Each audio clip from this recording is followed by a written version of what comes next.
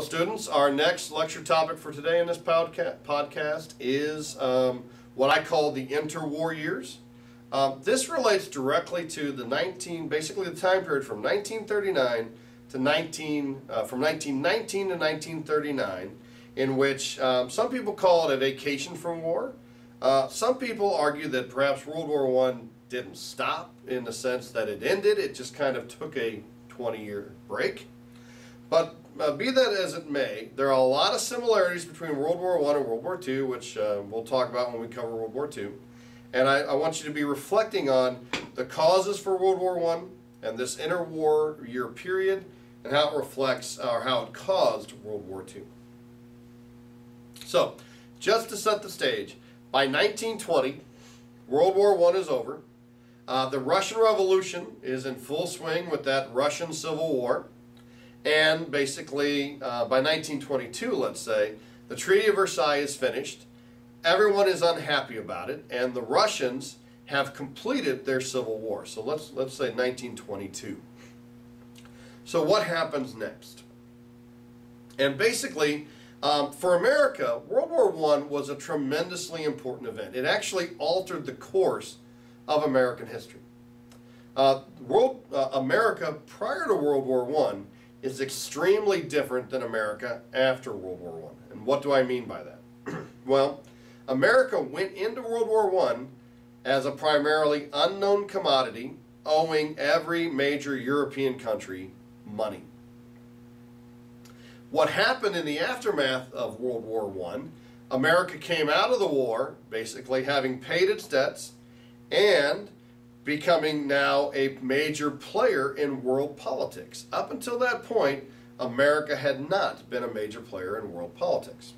And so, in the aftermath of the end of the Russian Civil War, and the massive loss of resources, workers, and everything else for the European economy, America in 1920 would step in to fill that void. And what that meant for America was significantly important. Not only politically did we become more powerful, but in terms of our sheer economy, it grew tremendously. In the absence of European manufacturing, American manufacturing stepped up production and filled that void. And what that meant for American businessmen is that, quite honestly, they could produce as much as they could with the guarantee that their items would be sold. And what do I mean by that? Well, they would sell their items in the American market, obviously. But what had occurred is, because of the failure of the European economy, the American government would then buy any surplus goods and then ship them overseas. And so what that meant for the American business owner is they had a guaranteed market. And so what happened in the aftermath, of course, is they maximized profits by maximizing their production. That led to a dramatic increase in the American economy, and it led to a dramatic increase in terms of our American stock market. And we're going to talk about what happened when that increase stopped. And we'll talk about that with the so-called Great Depression of 1929. To set the stage for the rest of Europe, the French economy and the French people were in a destitute state. The loss of their generation of men and the disillusionment of the Great War still had settled in. Same thing is true for England. Now, in terms of Germany, and in particular also another country we haven't talked a whole lot about, Italy, there was a widespread discontent and dissatisfaction with their own government.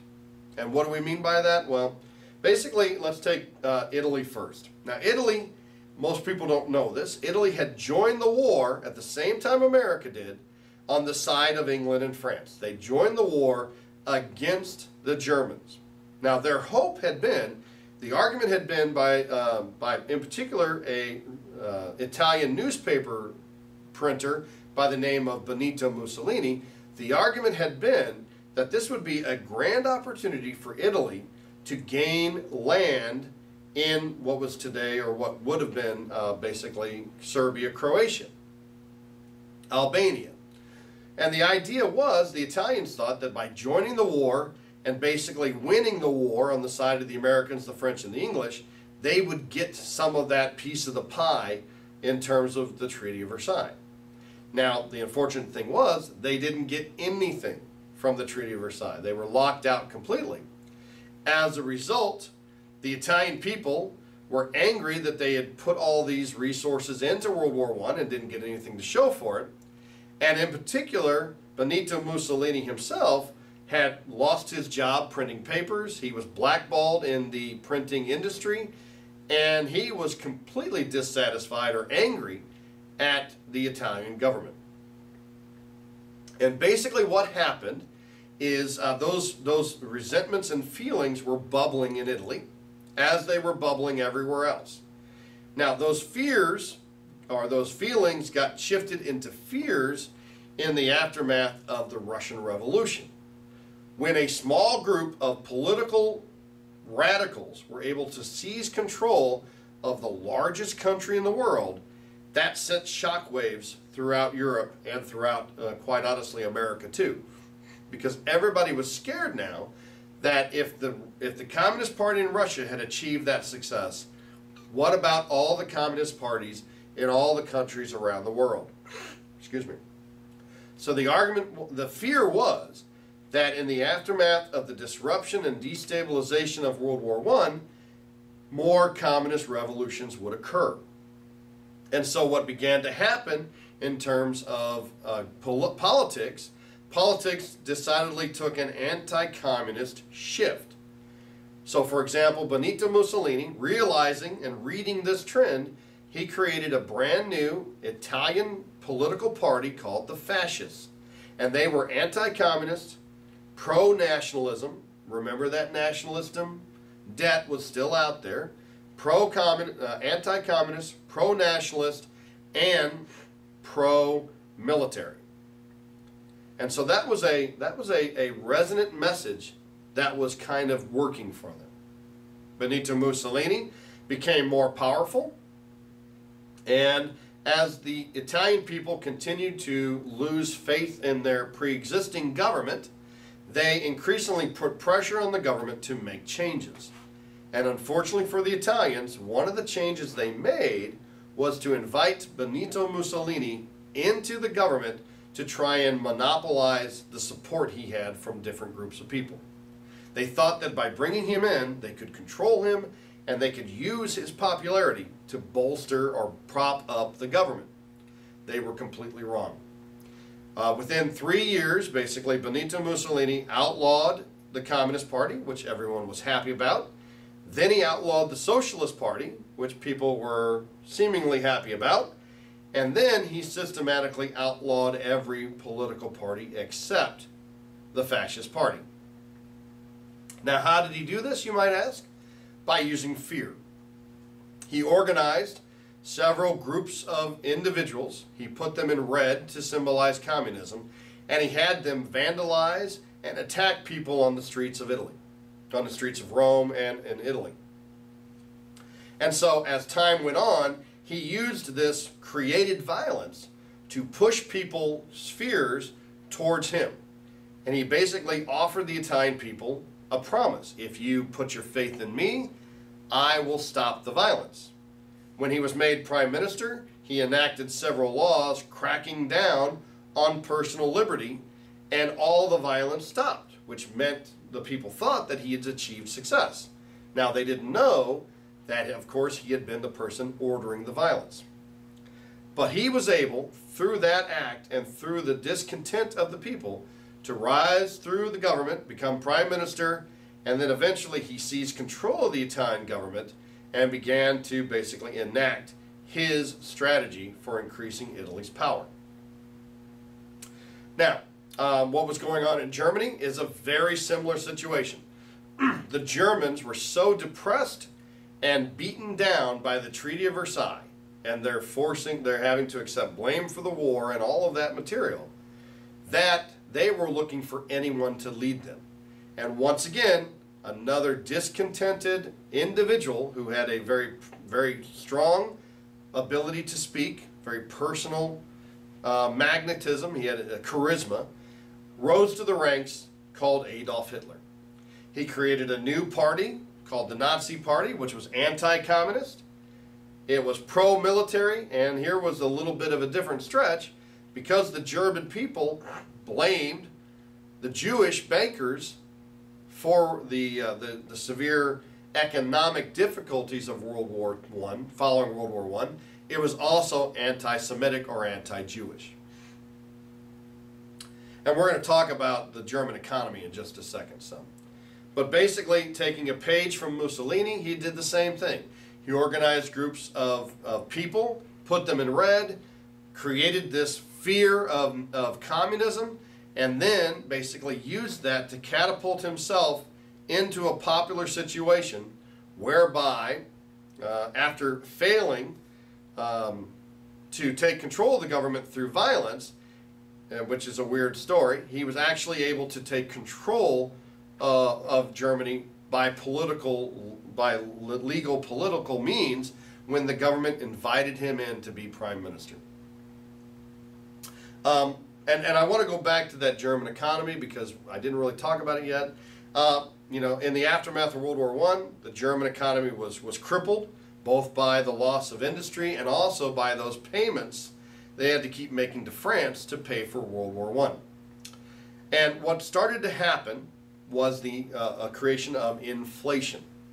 And in case you don't know what inflation means that you have $1, and let's say today it buys you 5 pieces of gum. And then tomorrow, maybe it buys you 4 pieces of gum. And then maybe a week from now, it buys you 3 pieces of gum, etc. Inflation is when your dollar buys you less. And what was happening in Germany is something we call hyperinflation, which means that when the German government ran out of silver and they didn't have enough money, not understanding modern economy, the new leaders, who were brand new government officials, they decided to print more money.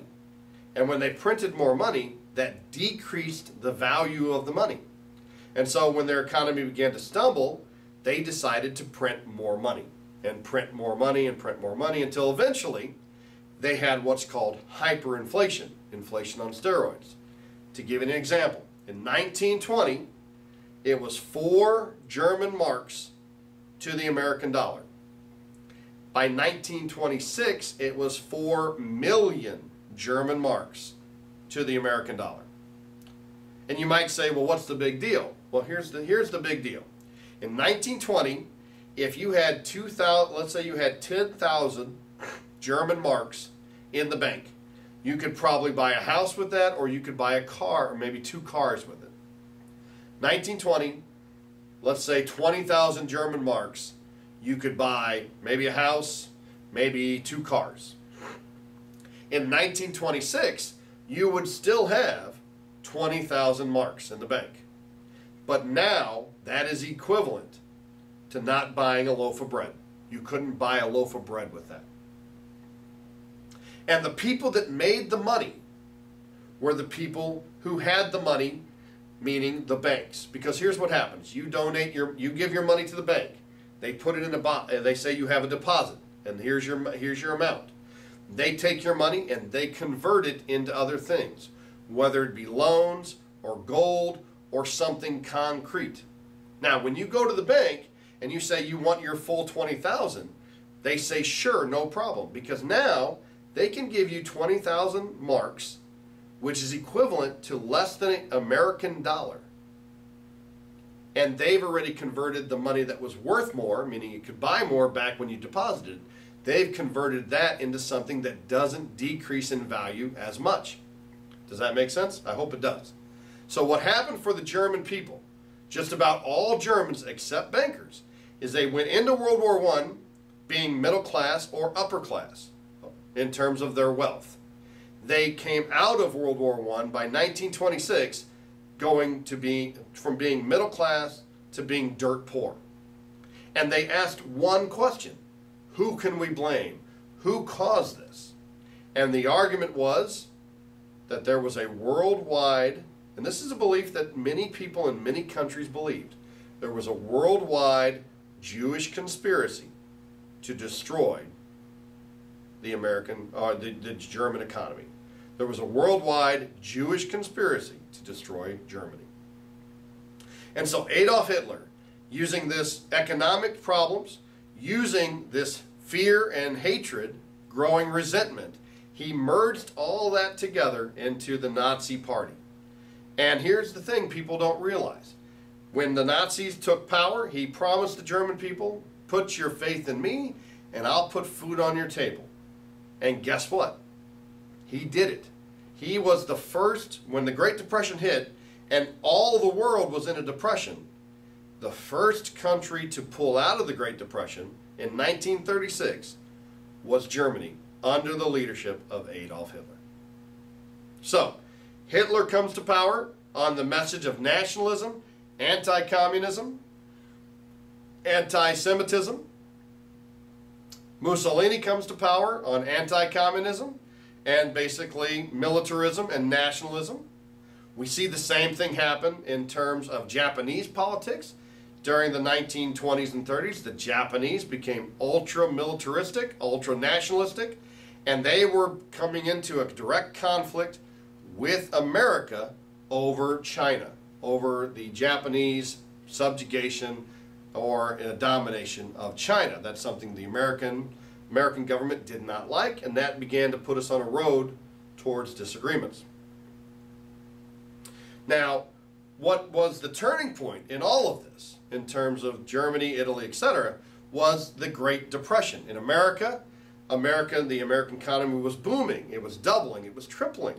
And people thought, great, now's the time to invest. They invested in land and they invested in the stock market. Now, in land, it happened to be land in Florida. And so what people began to do is they began to buy land in Florida. The Everglades were drained, and they were basically converting swampland into farmland, or basically land. And people began to buy the land in Florida, and the price for the land would double. And so people would sell it and buy more, and then the price would double again. Well, pretty soon what began to happen is the price for land kept going up, and people kept taking out bigger and bigger loans to buy more land. And they were taking out loans they couldn't afford, with the collateral being the land they were buying. And then what happened is what always happens with land prices. Eventually, land prices stabilize. And the people taking out the loans began to take out more loans, and the loans did not stabilize. Until eventually, the price of land, instead of going up, began to fall. And when the price of land fell, people couldn't pay the loans, and the banks took the land. But the problem was, there was more owed against the land than what the land was worth. And so what people don't realize is banks don't want your land because they take a loss on it. They don't like to foreclose. And when banks take a loss, if they take enough of a loss, banks, like any business, if they lose money, they go out of business. Now the problem with a bank is when it goes out of business and it closes, anybody who had deposits in that bank lose their money too. That's the way it used to be. That's what the term FDIC means when it was created. Federal Deposit Insurance Company. That means now when a bank goes out of business, you are federally insured up to, I think it's like $125,000 in deposits. But that didn't exist prior to 1940. So here's what happens. Banks, because of the land prices, banks begin to fail. People begin to lose their money.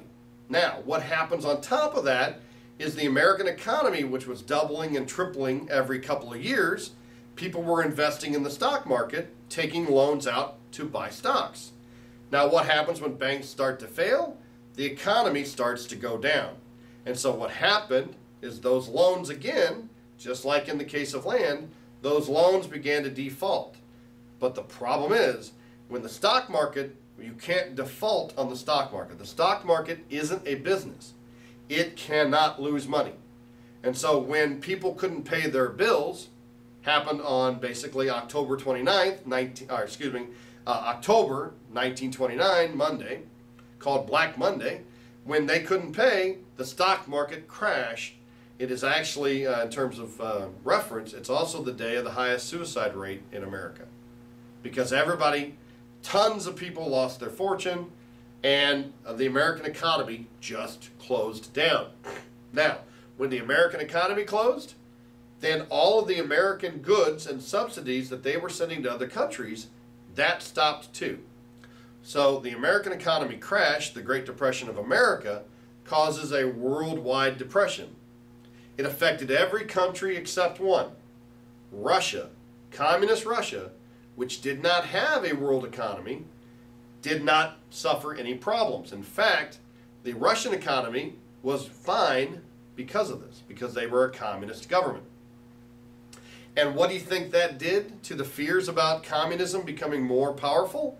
It only increased those fears.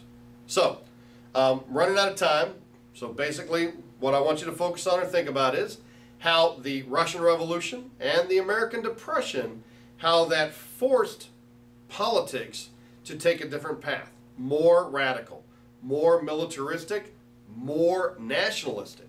And we all know what happened with nationalism prior to World War I. Nationalism increases, World War I occurs. 1930s, nationalism increases, World War II is going to occur. So we'll take up the story of World War II on our next lecture. Thanks.